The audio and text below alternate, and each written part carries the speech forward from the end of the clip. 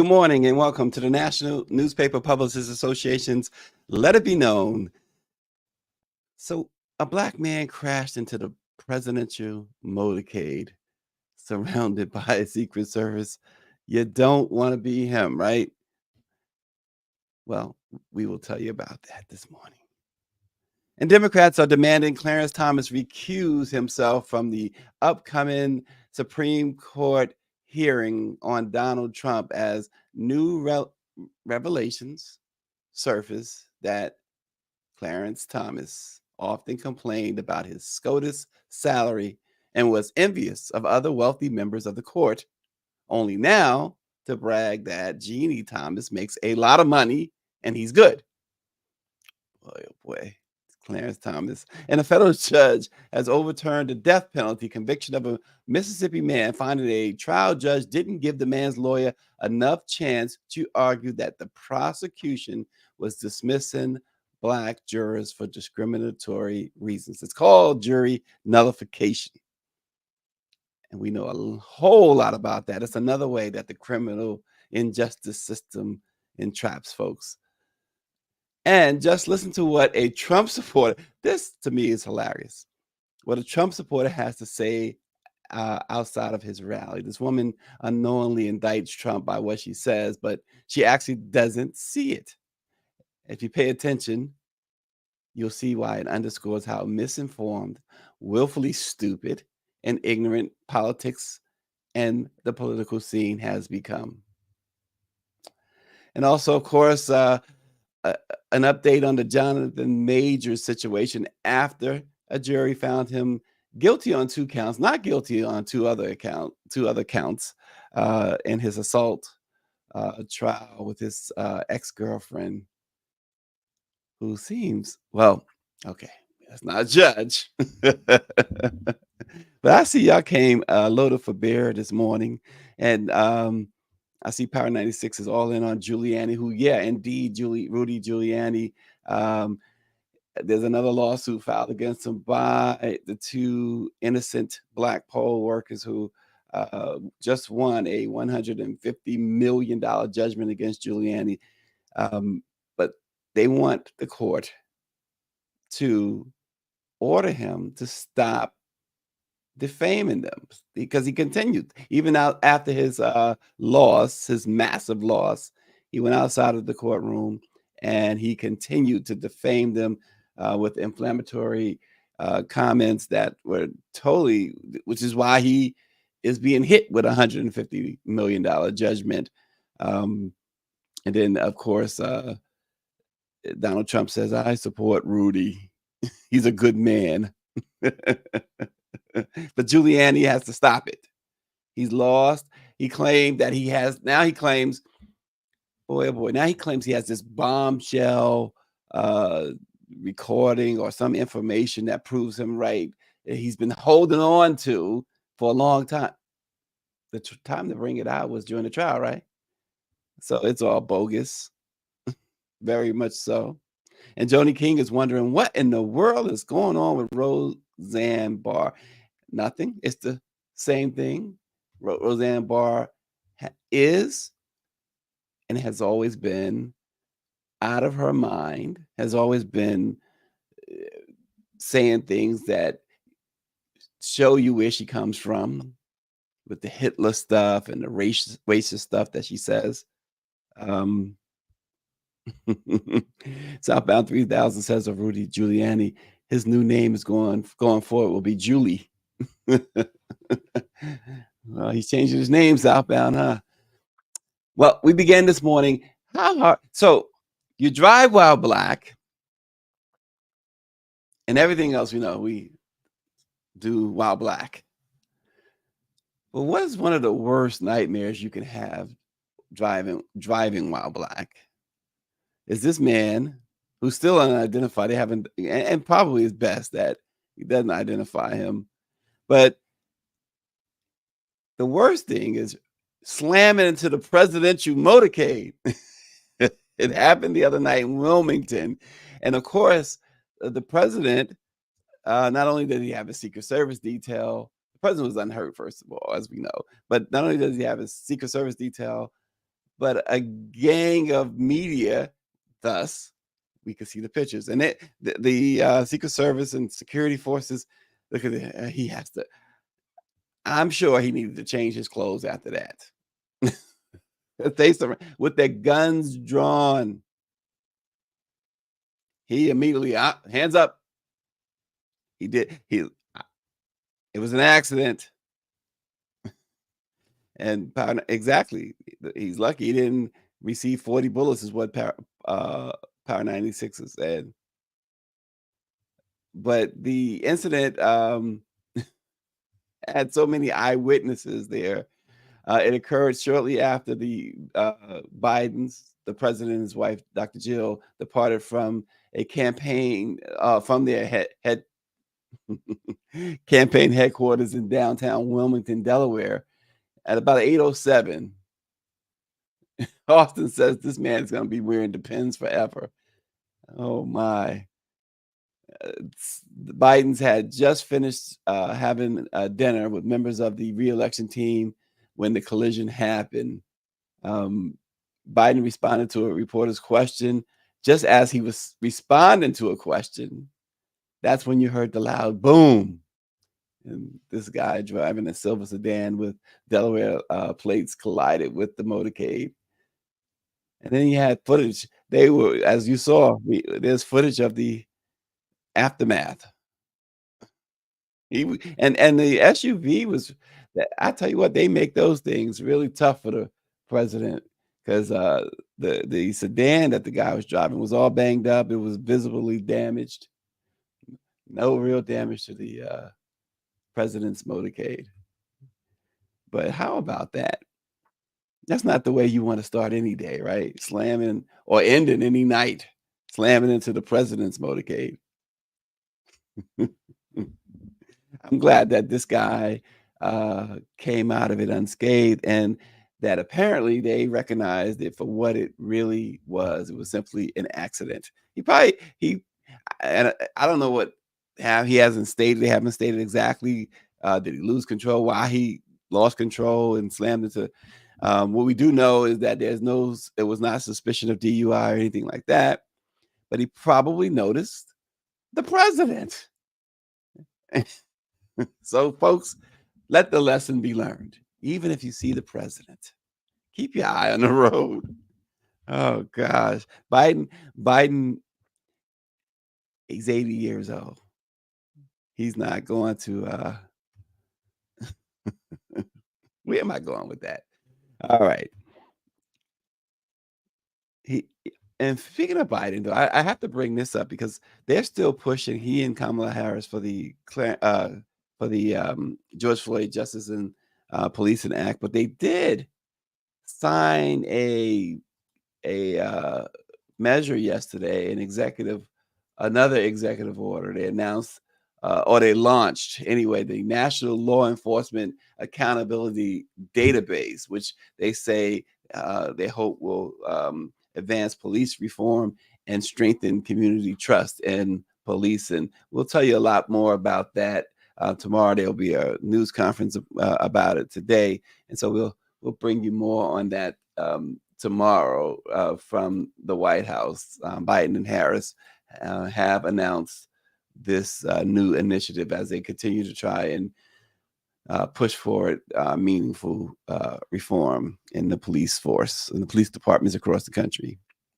Well, Clarence Thomas is at it again as Democrats intensify their calls for him to recuse himself from the case scrutinizing Donald Trump's potential immunity.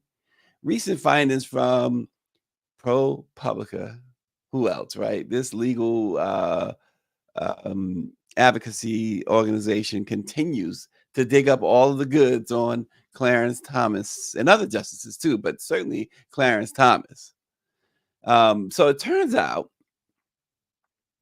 that in their report titled A Delicate Matter, they revealed that Justice Thomas some years ago was complaining about the salaries of the Supreme Court justices and how he could make so much money. He and others could make so much more money in the private sector. And He also complained that because there was a ban on Supreme Court justices even getting speaking fees. It's sort of in order to keep them honest and keep the court clean. Well, he complained to a guy with a lot of power, and so certainly they fixed the whole speaking thing, and they have gotten nominal raises. But he threatened to quit, and at that point in time, he said he and another judge. At that point in time, the Democrats could have put in a more democratic friendly or constitutional friendly Supreme Court justice. And so Thomas, of course, as we have learned a lot more this year, has gone on to flout the rules, even forcing the court for public relations sake to adopt this code of ethics last month. Which who is the who enforces that? The justices themselves. So it's really just for show. And so Mike V says, shouldn't he be worried about his wife's involvement in January 6th? Well, no, he shouldn't be worried about it because there's no repercussions to be had there. We know that. But Hank Johnson, Representative Hank Johnson, um, sent a letter to Uncle Clarence and said, you got to remove yourself because of doubts about your objectivity when it comes to Donald Trump. He says faith in the Supreme Court in his letter, faith in the Supreme Court has plummeted, and fewer than half of all Americans trust the Supreme Court.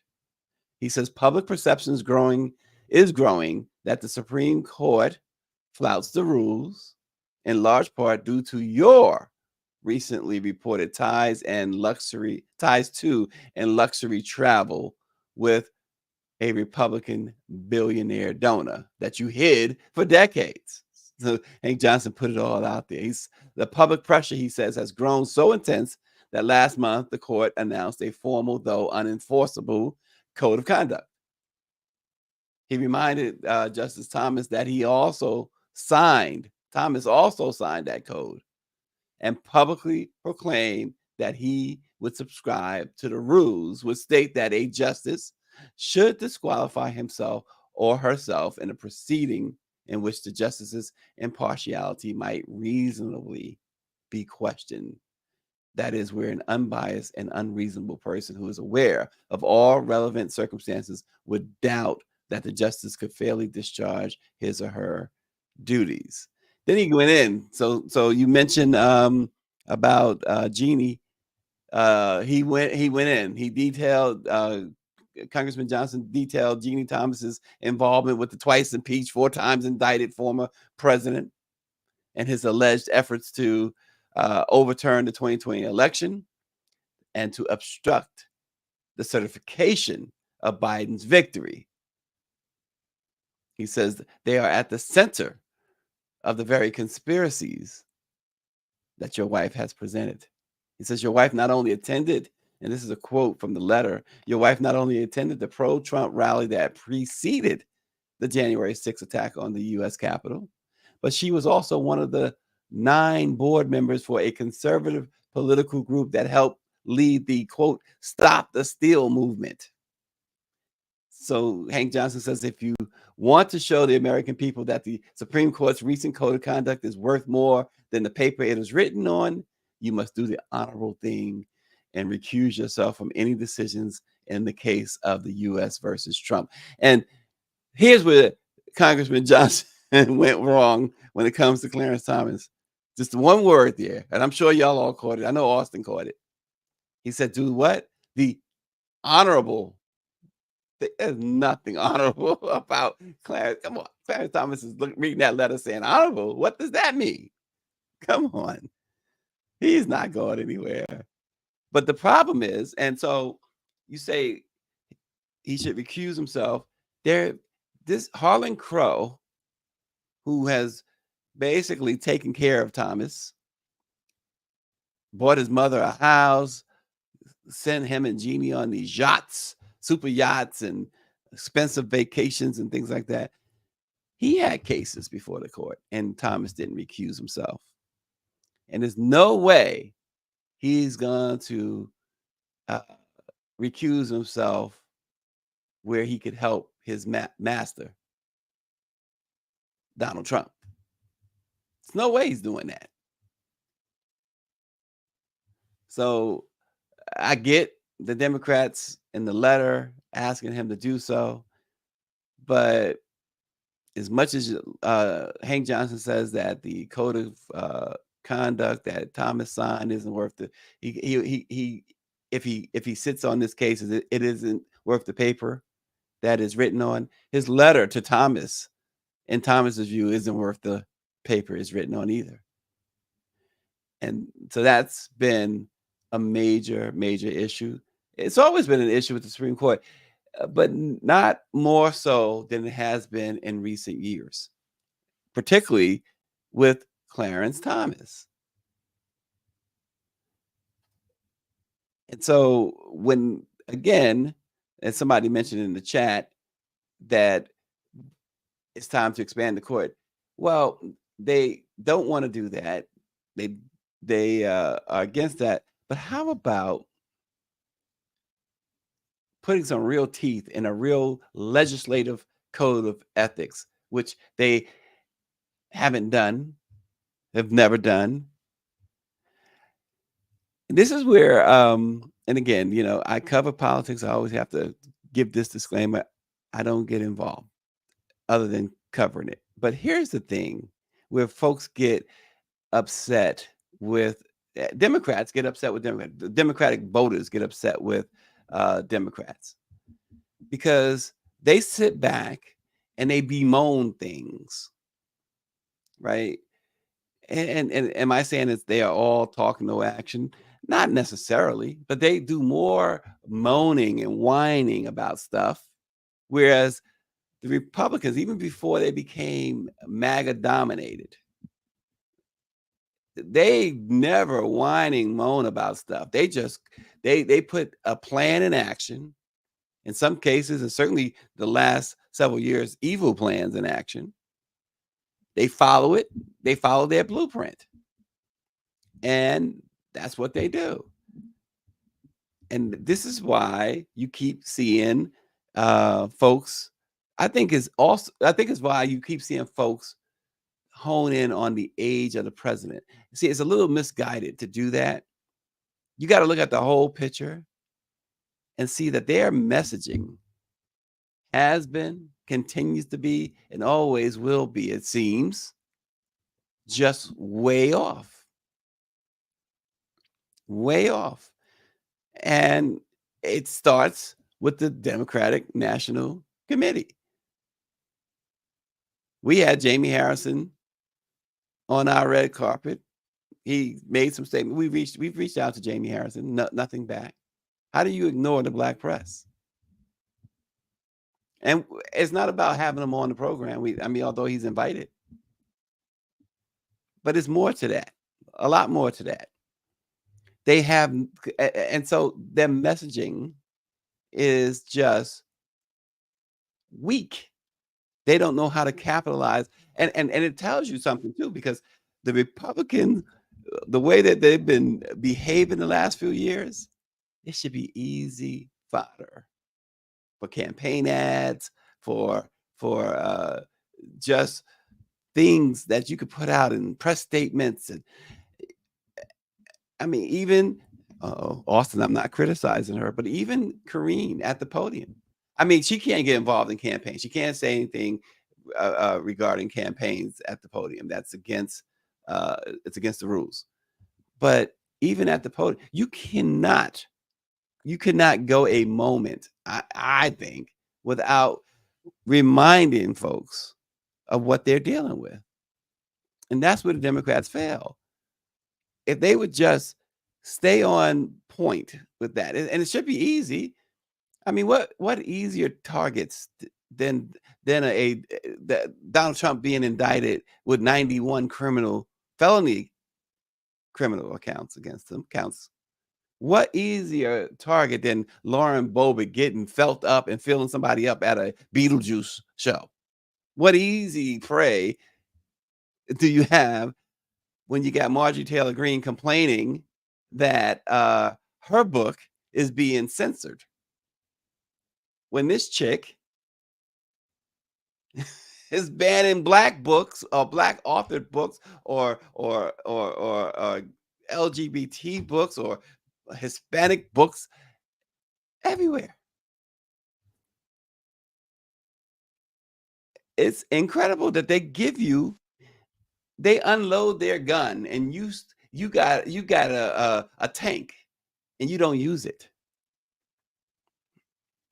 It's just a democratic way. And this thing with Clarence Thomas, it is really simple, but y'all have made it complicated. When you had, of course, you had old smoking Joe Manchin and Kirsten. I don't know where I'm at, cinema, as voting partners. But when you had the majority in the House and the majority in the Senate, and of course the White House, and you complain about things, how about just getting it done? So you couldn't expand the court because Joe Manchin said, "No way, I would go for that." Right? That old Jim Crow relic that they used, the filibuster. Joe Manchin said, "I'm not doing that." Okay, so how about let's do this, Joe? And who could argue with let's put a meat and potatoes code of conducts in for the Supreme Court where we can kick them out if they violate this? Did anybody think of that? Was that even presented? Because there's no way you can face your constituents and say, I don't think that I think the Supreme Court should be above the law. I think that Clarence Thomas should shake people down, allegedly. I think Clarence Thomas should be able to take bribes or sit before somebody that has given him hundreds of thousands of dollars, if not millions of dollars in gifts. Who's going to stand before the voters and say that, yeah, I think that, yeah, I'm all for that. Democrats, and Republicans, all of y'all in this political game that's what it is. It's a game. It's a high stakes game nonetheless, but it's a game because once again, the senators, the Congress people, they're getting paid regardless. They got the best health care regardless. They're not paying a penny. You go to the doctor, not only do you got a copay there, but later you're gonna get, if you got x-rays or whatever, you're getting a bill. And that bill always seems to come at the most inopportune time. Other bills come, you know they coming. You ready to pay them. A hospital bill comes at the most, and no matter what, it's time to go on vacation. Open the mail. Hospital, $10,000 hospital bill. The Congress people, the people who make these laws, don't have any bills. So when Clarence Thomas was complaining back in 2000 about making $177,000 as a justice, what he wasn't complaining about was the fact that he had no copays, free health care. Essentially, wherever he went, somebody was paying for it. So he didn't have you and I bills. The dude bought him a house. Bought his mother a house. They get 100% escort service. So they don't have to worry about vehicles or driving anyway. and they leave with the biggest and best of pensions, full 100%. If they ever leave the Supreme Court, the Supreme Court folks die in office for the most part, and Congress, and look. Dianne Feinstein died in office. They want to die in office. The Congress and senators, presidents leave, and they get multi-million-dollar book deals and Secret Service for life, free healthcare, free this and free that for life. It's a different life, folks.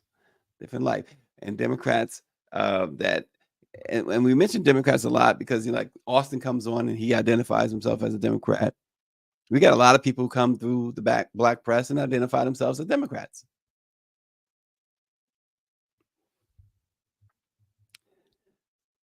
And so Power 96 says that is the only benefit from the military that I brag about, cheap health care. And it's only $26 a month for my family. It used to be free. That is awesome. $26 a month. Boy, oh boy. Nonetheless, Clarence Thomas will no doubt sit on that sit in judgment when it comes to the Trump issue, which is coming before the court. So, turning our attention to that great state of Mississippi, says it totally with tongue in cheek. A federal judge has overturned the death penalty conviction of a Mississippi man, finding a trial judge didn't give the man's lawyer enough chance to argue that the prosecution was dismissing black jurors for discriminatory reasons. U.S. District Judge Michael P. Mills ruled that the state of Mississippi must give Terry Pitchford a new trial on capital murder charges. Mills wrote that his ruling is partially motivated by what he called former DA Doug Evans's history of discriminating against black jurors. So this district attorney went his entire career discriminating against black jurors. Now, as of Sunday, Pitchford was still on death row. I don't know if they finally removed him in the last couple of days, but Judge Mills ordered the state to retry him. He's 37 years old, by the way. And he said they have to retry him within 6 months. Otherwise, they have to release him from custody. But he was indicted in 2004, charged with robbery at the Crossroads grocery store, a store just outside of Grenada in northern Mississippi. That's something else. You live and first of all, y'all know how I feel about Mississippi. And again, I say that knowing that we have two fantastic newspapers down there, the Jackson Advocate and the Mississippi Link. But you're losing if your town is Grenada, Mississippi, something you behind the 8 ball already. But Pitchford and his friend Eric Bulens went to the store to rob it, according to police. Bulens shot the store owner, a guy named Reuben Britt, 3 times, fatally wounding him, while Pitchford said he fired shots into the floor. Police found Britt's gun in a car at Pitchford's house, and Pitchford, who was 18 years old at the time, confessed to his role, saying he had also tried to rob the store 10 days earlier. But Mills, the judge, said that the jury selection before the trial was critically flawed because the trial judge didn't give Pitchford's defense enough of a chance to challenge the state's reason for striking black jurors. And we see this all the time. We see it all the time. I mean, look, and this is, again, let me preface this by saying there's no commentary on guilt or innocence. But I sat for jury selection in the Bill Cosby trial. And I watched as the prosecutor there just happily. And it was like he was doing a dance every time a potential black jury, you're not getting on. No way I'm seating you. It was just really, really, and it became so obvious immediately that it was racially motivated. There was a black just to give you one for instance, there was a black female police officer from Allegheny County who met all the criteria to be on that jury. She was a former police officer, impeccable record, and she sat and they said no, we moved to strike her, and at that point they had to explain because I believe at that point they had run out of challenges, and they came up with this thing that she had. Uh, they said that she had falsified time cards for another officer when she was on the force. Well, it turns out that, and Cosby's lawyer presented this as fact that turns out, yes, she was accused of it. She was fired, but they found out that she never did that. She had maintained her innocence the whole time, but what it was she was they wanted her off the force. It was a racially motivated reason why they wanted her off the force. She sued, went to court, went to trial against the county, and the evidence in that trial, as was brought out in the jury process, the evidence in that trial showed that not only was she not guilty, but it showed that this was all about race and getting her off the police force, and that she had never done it. She won the case, and the county wound up paying her some sort of settlement, a couple of $1 million or whatever. And say they presented that to the judge, who also in that case was biased as well, and so he ruled along with the way the prosecutor wanted him to rule and kicked her off the jury. But this is what happens. It's called jury nullification. That's just one of millions of examples. They don't.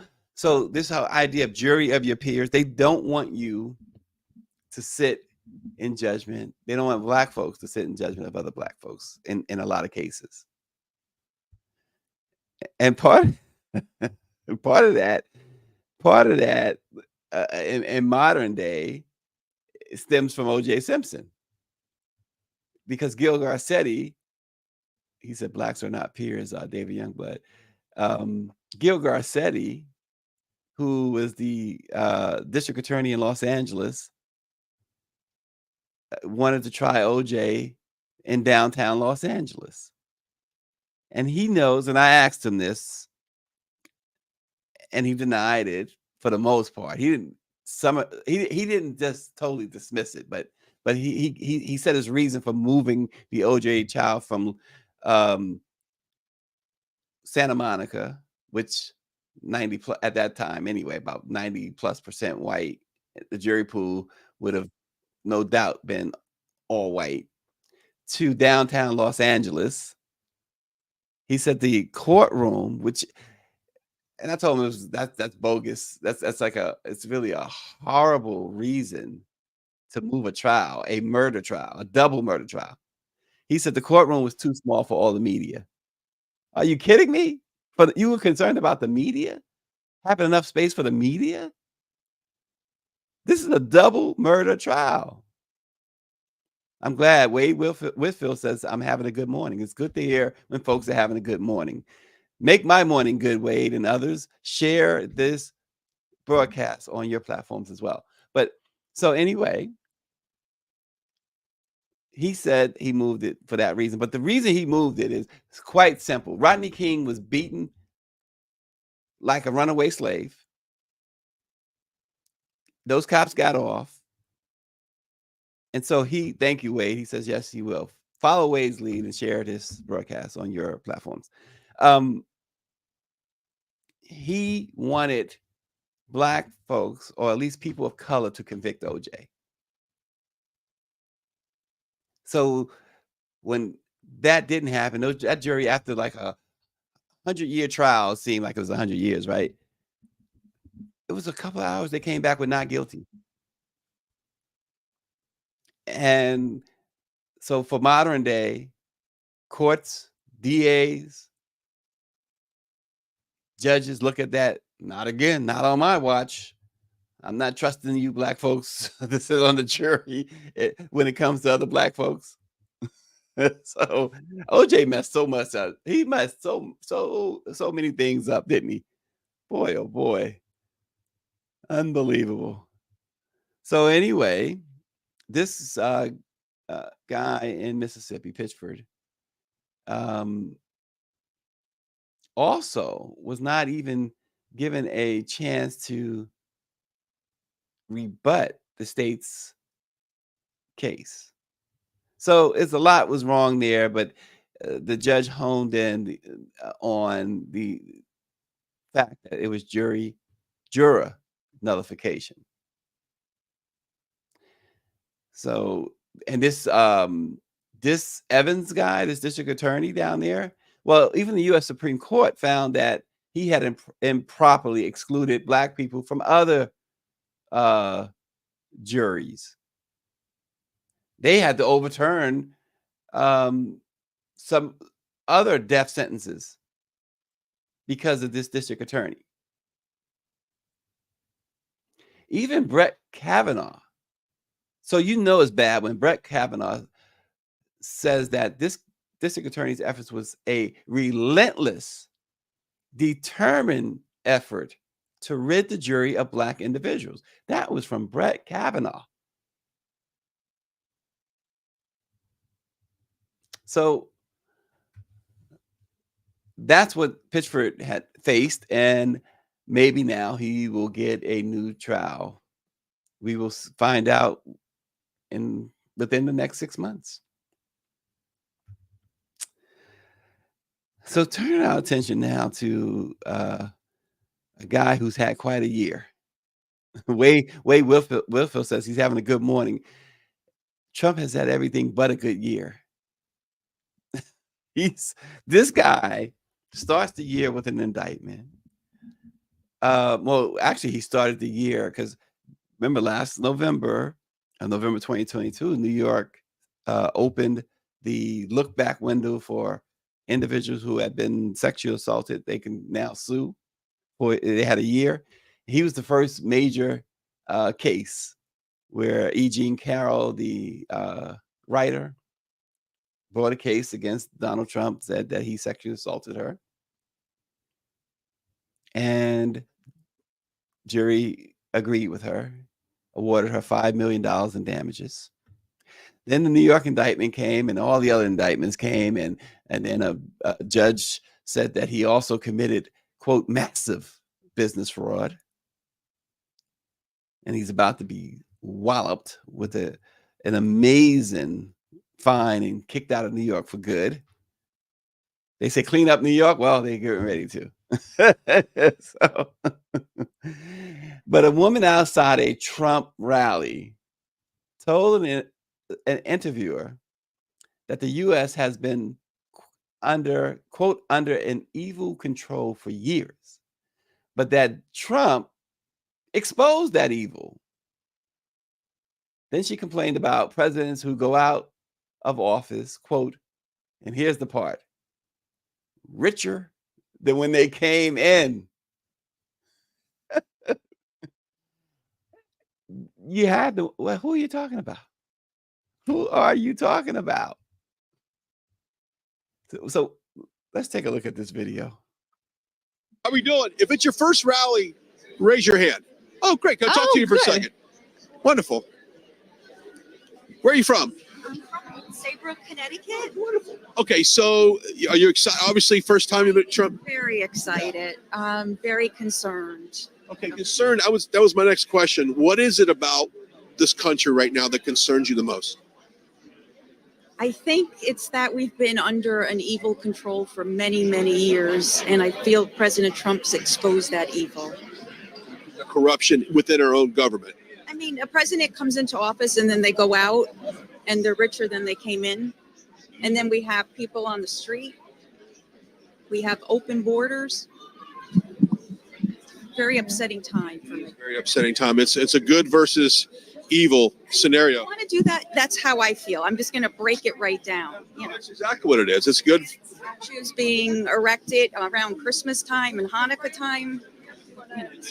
There was a city, I'm going to believe, in Iowa that he could not put out a manger scene on out there, so was forced to put a Santa Claus to offset all of that. So what are you looking forward to hearing from the president as he speaks this afternoon?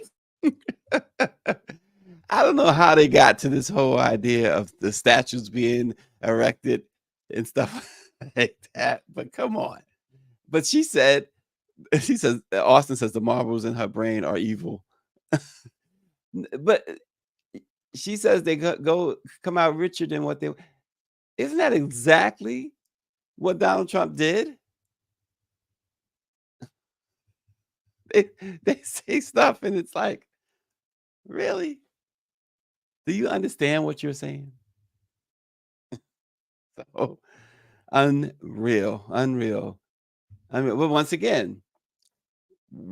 again, that's also fodder for Jamie Harrison at the DNC, for those who are heading the Biden-Harris campaign. Will they use it? No, probably not. Probably not. David Youngblood says the most dangerous people in America are white Christian nationalists.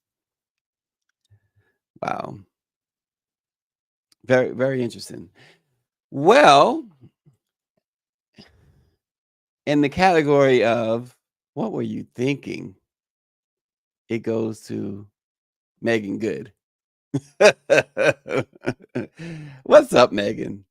Can we talk for a minute? Jonathan Majors was found guilty on 2 of 4 charges in his trial for domestic assault allegations. The jury found him guilty of 3rd-degree assault, recklessly causing physical injury, and 2nd-degree harassment. Jurors found him not guilty of 2nd-degree aggravated harassment and an additional 3rd-degree assault charge, intent to cause physical harm.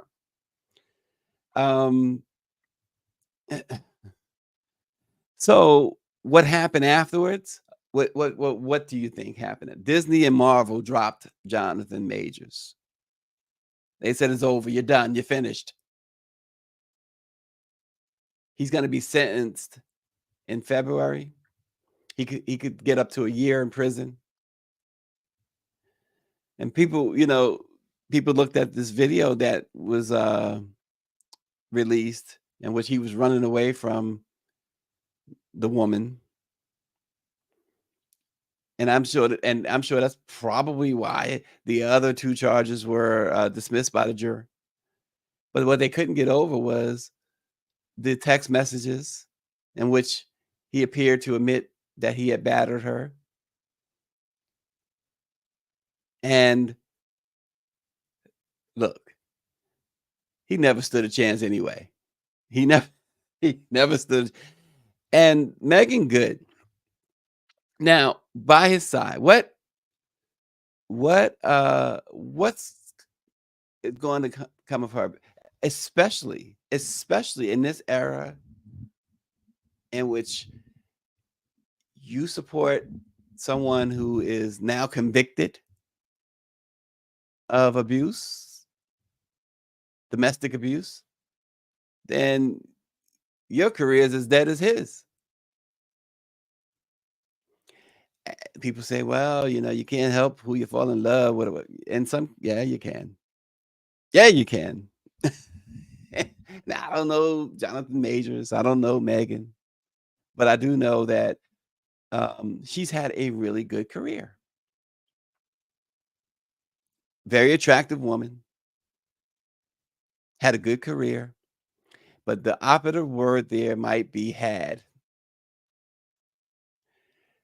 The next part, because these Hollywood things, they don't last. They're there, and you have to wonder too. And I understand that they might have had the same agent. You have to wonder, was she put there or asked to be there to stand by him as, like, for lack of a better term, eye candy for the jury.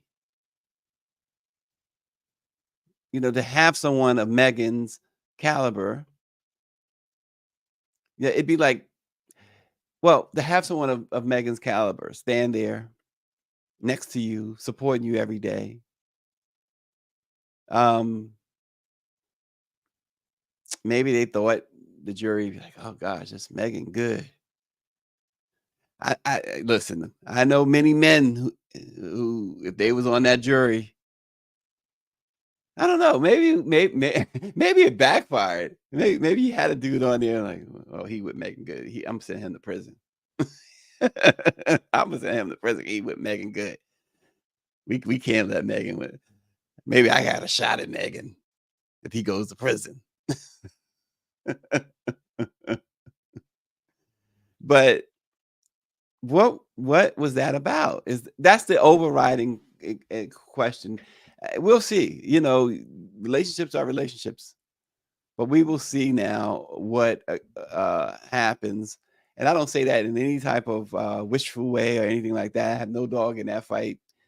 Maybe they do have a great relationship, and hopefully it will continue to be that. Will she hold him down? Will she be his true ride or die? Because that's the question. That is the question now. And I also wonder, because all the while, oh, there's nothing to this. This girl is crazy, blah, blah, blah, talking about the ex-girlfriend. And sure enough, she seems like she's like, as Power 96 would say, five cans short of a six-pack. She does seem, you know, like the elevator doesn't go all the way up. But you wonder, did they feel like she was going to right. So I keep seeing notes, and it's true. She should have been arrested too, because she assaulted. Oh, we saw that. And I don't know who she is. You know, she's like a model or something, because she did lie. And is she gonna lose her career? Because it's done. Jonathan Majors is done. Now, I don't know, because Jussie Smollett, or Smollett, or however you say his name, I understand he does some behind the scenes producing. So maybe that's what Jonathan Majors is going to have to do if he's, you know, if he can produce. But it's going to be interesting. Megan got to stand by your man or what. But I wonder, I was going to say, I wonder, she must have totally bought into his innocence. But I wonder how she may have felt when they showed in court some of the footage, and just as importantly, I should say, those text messages in which he's telling her, basically, look, you shouldn't talk to anybody. You should stay away for a while until those bruises that I caused heal. I mean, I'm paraphrasing. And Wade Whitfield says Major should have filed charges against her. And that, yeah, I mean, we've seen that in the past. And I agree there. Why didn't he file charges against her? In hindsight, he probably thinking the same thing. Because now it's too late. Because now it's going to look like it's sour grapes. I heard somebody say that before. It was actually, not to get off track, but the district attorney in the Michael Jackson trial, he wanted to prosecute the mothers. And after Michael Jackson was found not guilty, he said it would be sour grapes to go after the mothers now. It'd be like sour grapes. So maybe that's how he feels about it. He can't go after her now. You really can't. Somebody else would have to go after her. But then there was Southbound 3000. Someone said, if you're white, you're right. If you're black, get back. That sounds like a Sanford and Son line. It really, you have to wonder. They showed that video too of when she was like in a closet or something, and I mean, it was horrible. It was, and then after this attack, the alleged attack, well, he's convicted, but still, I'm going to say alleged because he was also acquitted on a couple of the charges. And so, but after that particular incident in which he's been found guilty, she went out partying. Now, you can't tell people how to grieve or how to cope with stuff, but the way that it was brought and the way it was told, it was that, I mean, he put a hurting on her. It's hard to see in that video of her partying right afterwards. It's hard to see that. So somebody has to explain that, because I can't, I can't wrap my head around it. But maybe it's because I'm just not educated enough on that front. But she was partying. She was playful. She appeared to be playful. She appeared to be in very good spirits at that whatever, like a nightclub or bar or something where she went partying.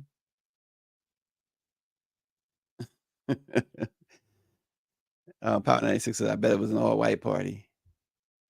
But then and you remember, so you got to understand, she tried to run him over. Again, I can't relitigate it. I know Lauren Burke was there. Lauren hightailed it to New York. She had to see firsthand what was going on with the Jonathan Majors case. But all of it was suspect. All of it because of the fact that what you appear to have really is certainly an abusive relationship, but from both sides. And it appeared to show that when he said enough was enough, she wouldn't budge. She wouldn't budge. She went after him. She ran after him after the alleged attack. She ran after him like, man, there's no way I'm letting this man go. And guess what? if you haven't seen her, if you see her, you understand why she want to hold on for dear life. This chick is whoa. And he says that quote was said. Oh, Southbound 3000 said that quote that he wrote there was said during Obama's inauguration. He said he can't think of the man who said it, but he remembers it saying, wow, that's interesting. And I'm not repeating that comment. Y'all want to see Power 96's comment? Y'all look at it. I'm not repeating. It doesn't sound like something we should repeat. Oh my. Okay. So Jonathan Majors, you hate to see someone's career taken away from them, but you knew this was going to happen. You knew Disney, you knew Marvel was waiting for the verdict. And I wonder if they would have done that. Y'all let me know. Talk to me. Do you think that they would have done that had he was found not guilty based on the fact that they had played all these videotapes and the text messages? I'd like to hear from you guys that are listening, that are watching. Would that have happened? Would they have taken his career away like that? The association? Yeah, share your thoughts on our YouTube channel at Let It Be Known -News. Because we'd like to hear what you think. But in addition to sharing your thoughts, please there's a share button. Share it. Share the program. Like, why is he asking me to share it? Because I want you to. Let everybody know that they can see the headlines in the morning before they go to work or school or whatever you do in the morning. the headlines from the Black press, and certainly subscribe to our YouTube channel as well.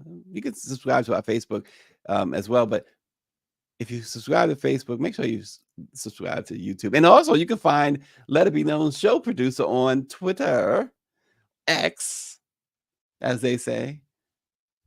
Your ex wants you back.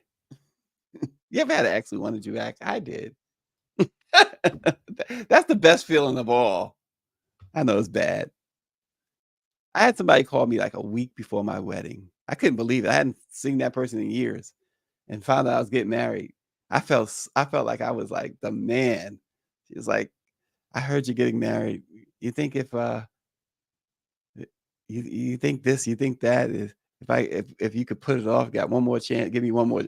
I'm like, "Are you crazy? I found a diamond in the rough. I found gold. I struck gold. You wasn't even silver." Shoot. Boy, oh boy, a combination of Megan Good, Halle Berry, whatever couldn't have gotten me away from who I wound up with. That's for sure. Your ex wants you back, but let it be known. Go to LIBK News Shows on Twitter and follow our show producer there. You could do that too, but mostly go to YouTube. Subscribe and share and like. Okay? We promise we're going to be bringing you some more stuff, some good stuff, some fun stuff, some stuff to make you go, as Arsenio Hall used to say,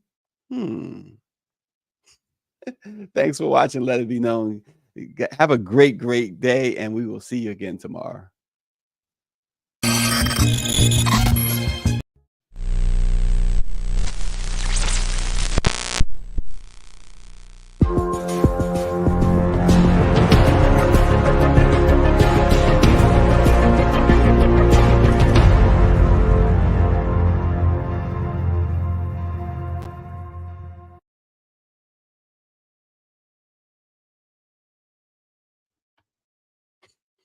Somebody finally watched, like, at the end, the guy OG something. So it must be That's Power 96. Oh yeah, he joined our IG right at the end. So what is that?